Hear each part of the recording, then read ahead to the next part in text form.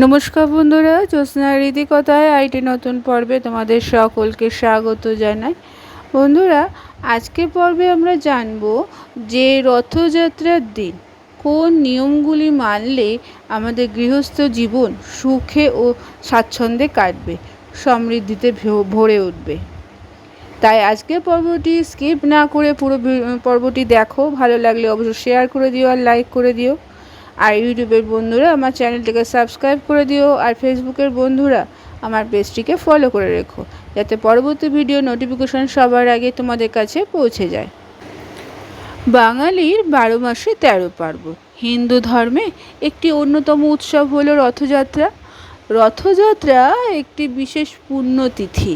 এই তিথির মাধ্যমে জগন্নাথ, বলরাম ও সুভদ্রা নগর ভ্রমণে প্রচলিত আছে। বন্ধুরা, রথ হলো জয়ের প্রতীক। কথিত আছে যে রথ দেখলে আধ্যাত্মিক জ্ঞান বৃদ্ধি পায়, চিত্তশুদ্ধি ঘটে। এমনকি রথ টানার সময় একজন যদি তা দাঁড়িয়ে দেখে, তাতেও অন্তরে থাকা সমস্ত পাপ মোচন হয়। রথযাত্রার পুণ্যতিথিতে সহজ কিছু টোটকার মাধ্যমে নিজের ভাগ্যকে জয় করে নিতে পারবে, মনস্কামনা পূর্ণ হবে।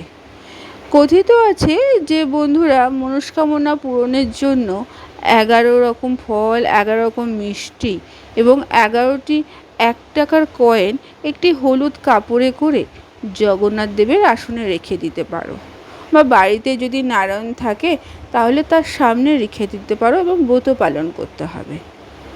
তাছাড়া একটি পিতলের বাটিতে 1 মুঠো আতপ চাল, 2টো কাঁচা হলুদ ও 1 টাকার একটি কয়েন দাও।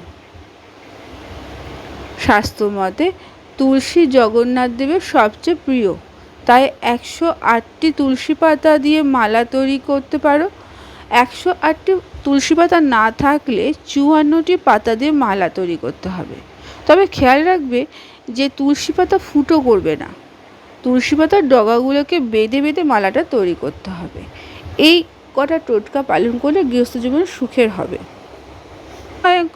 মনে করা হয় যে রথের দিন গাছ পোঁতা খুবই শুভ, তাই এই দিন অবশ্যই গাছ লাগানো পরিবেশের জন্য যেমন প্রয়োজন, তেমনি সংসারে বা বাড়ির জন্য প্রয়োজন। দান করার জন্য কোনো নির্দিষ্ট দিনও হয় না, তবে কথিত আছে রথের দিন যদি কিছু দান করা যায় তাহলে অবশ্যই সেটা শুভ হবে।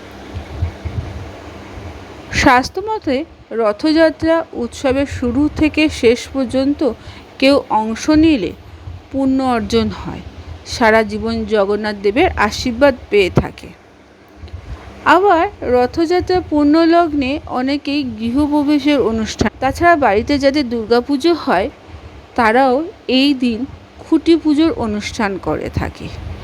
এখন অবশ্য একাধিক বারোয়ারি খুঁটি পুজো করা হয়ে থাকে এই রথযাত্রার দিন।